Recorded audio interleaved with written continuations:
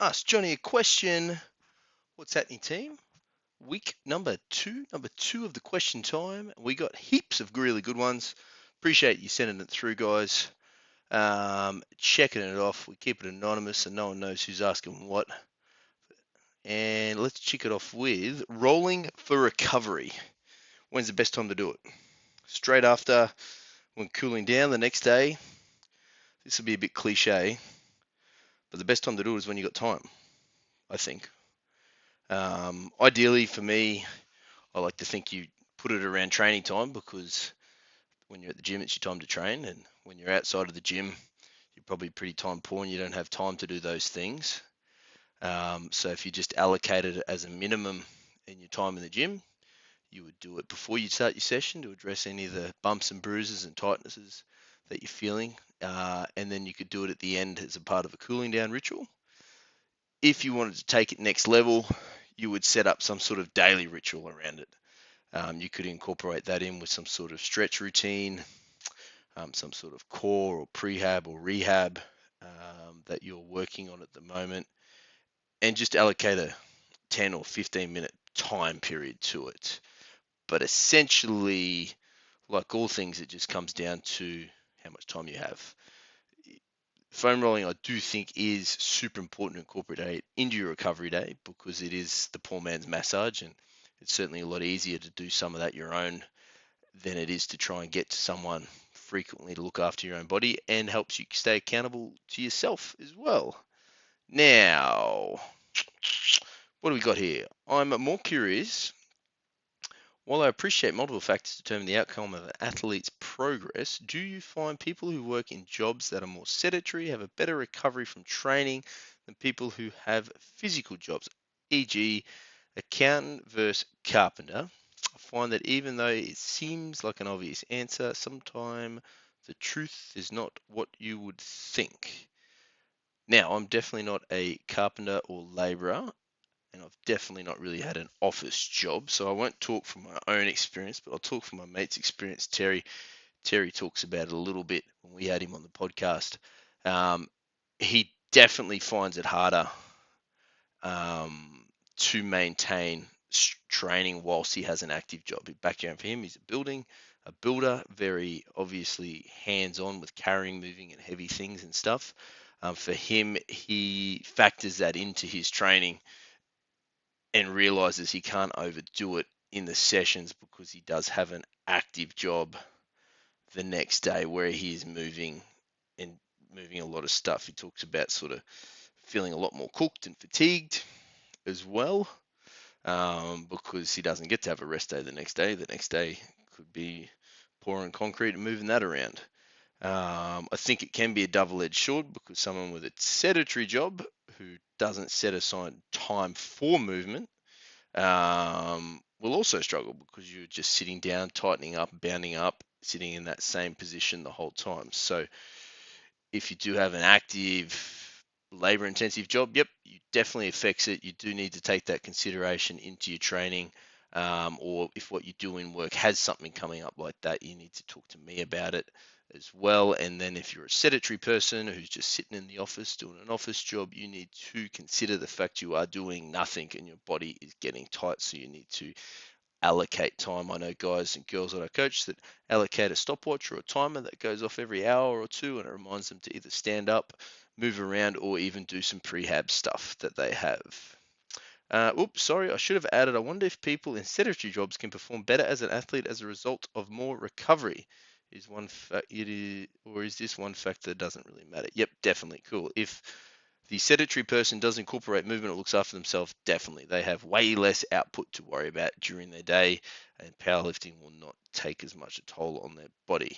Morning routine for me. What is my morning and evening routines? Now, I like to make the most of my sleep. As some of you may know, I don't have the opportunity for a lot because I am quite a busy human.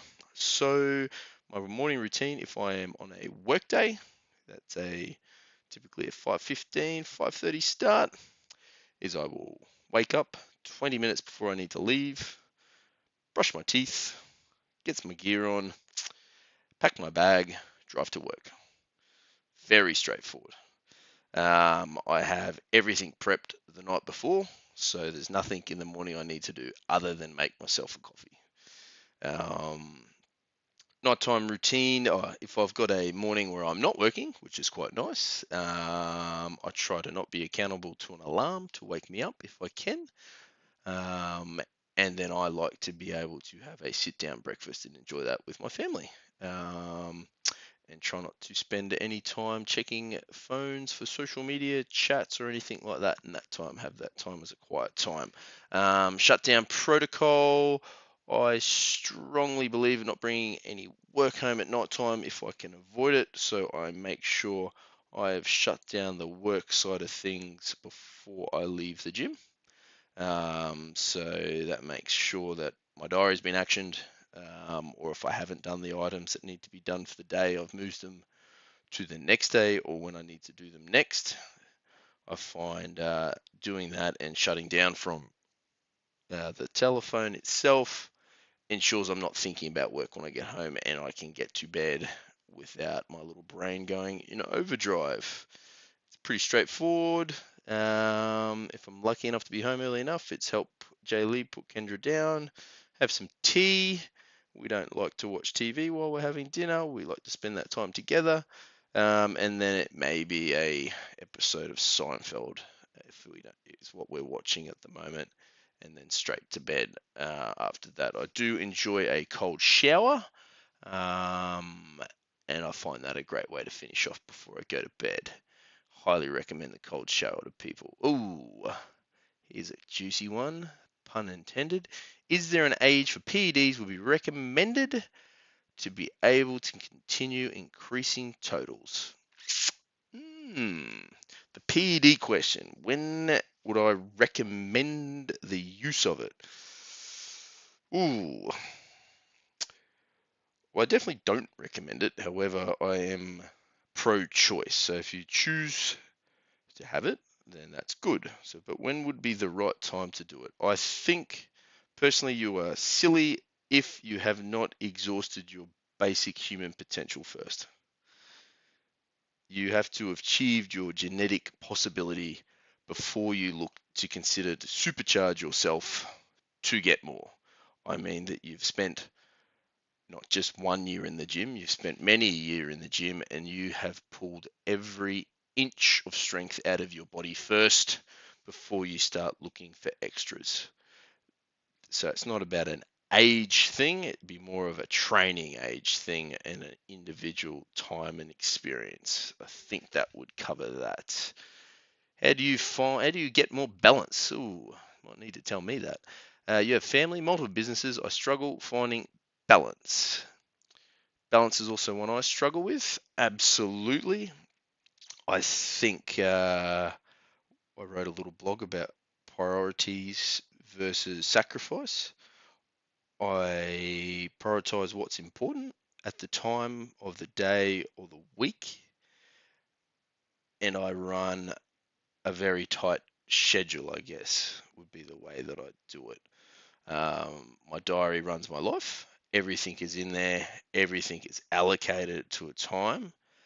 And Jay Lee is across every minute of what's happening there as well. Um, that I wouldn't say it's balanced at the moment, but at the same time, it's balanced to achieve what I want, which is to push the gym hard, fortitude, grow this online world through this and the podcasting, plus the little side hustle of working at Prince Charles for security as well. So I think it's finding the right balance for you at the time is what you need to work on right there. Best thing about being a dad, Kendra smiling back at me. I think that is the best thing about being a dad. There is nothing cooler than coming home from work and just seeing her little face and her little arms go flapping everywhere. That is the best.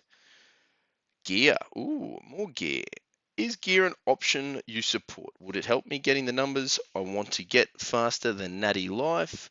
What are the side effects for ladies? Is it an option I support?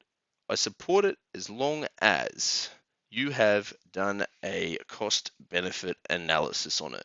Essentially, have you weighed up the risks versus the rewards, and are the rewards really worth it? We can come back to that in a second. Would it help me get the numbers I want faster than Natty Life? That is a given.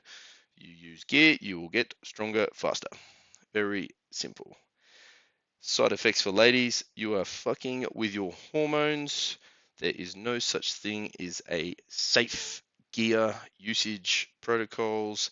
There is what I would consider to call less risky protocols. Now, as for me supporting it, absolutely, as long as you include me in that discussion. Too often I have worked with people over the years where I will either work it out myself. I've been around long enough. I know when you're getting stronger, faster for a reason. Or I find out after the fact you've been playing or dabbling with the juicy stuff. You absolutely need to include me in that chat and we can have a chat. The risk reward discussion, you need to consider why you're doing it. It's very simple. If you are wishing to compete with the best powerlifters and on the biggest stages possible, you cannot do that, in my opinion, almost without gear. Most of the guys and girls standing around, let's use Pro Raw as an example, are sourced up at some level. So we're considering invite only meets, or maybe winning a nationals would be another good example. So you need to, is that where you're trying to be? That'd be something to consider. If you are, then definitely. Then you got to rule out, weigh up the side effects and the risks involved. You are fucking with things. Is being there worth it? Is the goal, is the reason. Essentially, do you really want to be there? And if you do, then perhaps you will need to consider that as an option for you to use. The next thing that is most important is where the fuck are you going to get your advice from for it? I am not the person to give out advice, and I'm very happy to put my hand out for that. However, knowing that I am in the world where this happens, I have people that I refer you to have these chats to. People that know their shit. People who know their shit are not the internet page you bought it off, the Google forum you mucked around in, your partner that might have used it a bit before, the gym gearhead in the back of the gym, or your training partner. It is working with a professional whose job is working with athletes that are playing in tested, that's right. Some of the guys I know work with people in tested areas as well as non-tested areas. These are the people that can talk to you about the risk versus reward and then deciding about where you want to be on that scale. And that'd probably be a good opportunity. Like I said, if this is something people are wanting to talk about, please talk to me and let me know. Why do my knees make cracking sounds when I squat? Well, it's just a sign of a well-used knees. As long as it's not painful, it's not a problem.